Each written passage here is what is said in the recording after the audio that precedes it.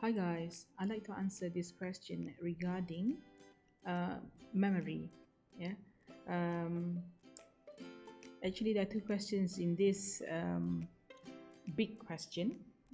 So, in this video 14, the first concern would be that you're saying that you're clumsy and you're not sure that whether the product is really accurate and so on, yeah, or as sterile it should be. So that's the first concern. Therefore, you don't have much confidence in yourself. All right. And second is that lack of confidence in yourself also reflected upon other things, and one of them is actually memorizing. You feel that you can actually memorize a lot of things, can score well, right? But after a while it disappeared. That knowledge somehow disappeared into the thin air. And so your lack of confidence also reflected in that you're unsure that how can you become a good pharmacist in the future, right? And you are, in a sense, you have this good nature, yeah, because you don't want to kill people with your, say, you saying that this is this kind of clumsiness, yeah. So any advice or tips on this? I would say, I've mentioned earlier in video 13 about Bloom's taxonomy. I think you can visit video 13, yeah. Mentioned also earlier short-term memory, chunking, SQ3R. Make sure you sleep well and eat well. This will help you to learn better, yeah. To make things more effective for yourself and to safeguard also your patient, if you want to put it that way, to put in a lot more effort in the long-term memory, retaining things on a long-term basis. That means you need to internalize the new things. How do you do that? In my earlier video, I said you need to personalize it. You have to make the new knowledge your own. How do you do it? One of the very most effective way is to try to connect it to your the existing memory, the existing knowledge that you have, yeah.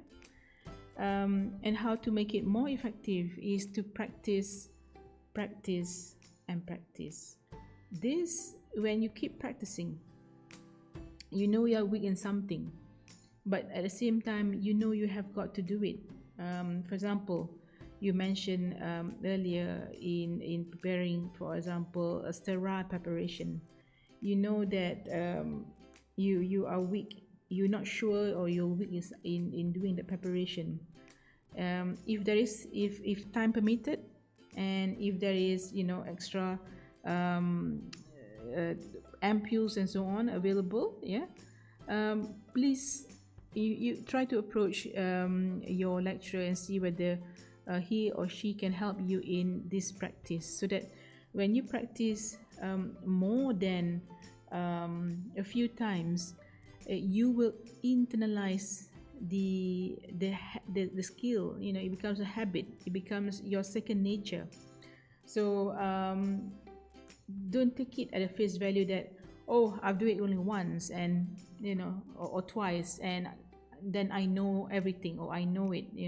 So this is not going to be effective in long term, especially when you talk about at work as a professional. People expect you to be really good at work, yeah. So if you're not sure, if you forget something, for example, at work, please refer to your seniors, to even your colleagues who are more experienced than you are, to even ask the technicians. They are very very experienced. You can always tap into their experiences. Don't be afraid to ask, yeah. And I like to mention also this thing as well, that I see a lot in the younger generations. Your attitudes towards new things, your attitudes towards challenges and difficulties, um, you need to be open to this. When you're open, you're willing to learn more. Yeah. If you are big-headed, you are arrogant about things, and you like to blame on things, those attitude wouldn't work, whether at work or even in personal life. Yeah. For example, this is a picture of a traffic jam. If you're stuck in a traffic jam and say you are going for your dinner, you're heading home and you're going for your dinner, and you're hungry and tired and you really want to get home fast, we normally, what we tend to do, we tend to actually blame a lot of things happening around us. You tend to blame the driver in front of you. You tend to blame, anything that caused this traffic jam. Yeah. And to be honest, actually, most likely it wouldn't work. It doesn't help the situation at all. Yeah. So I suggest, yeah, an alternative way, which is to just relax, take it easy, because you have to realize, got to realize one thing: there's some things which are beyond our control.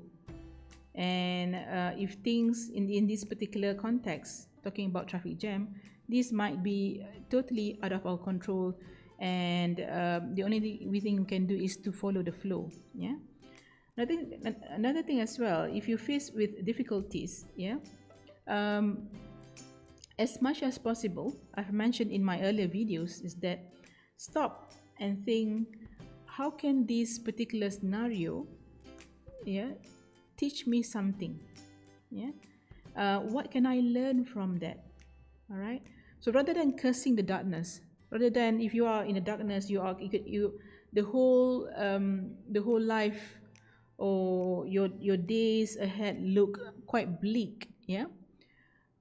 Rather than cursing the darkness, yeah, is better to try, if you can, whatever you can, yeah, within your power, to light a candle. All right. Or if you can as well, is within your powers to be the light. Right? So I like to leave you with this quote. Yeah.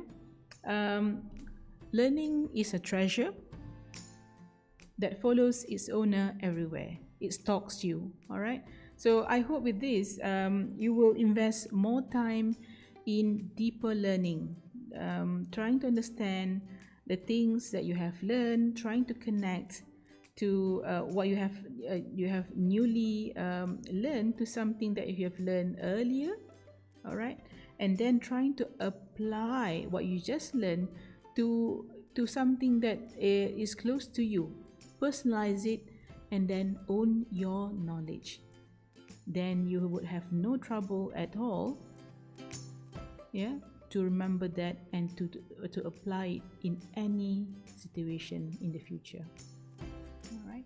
With that, I thank you for watching the video, and I see you in the next one then.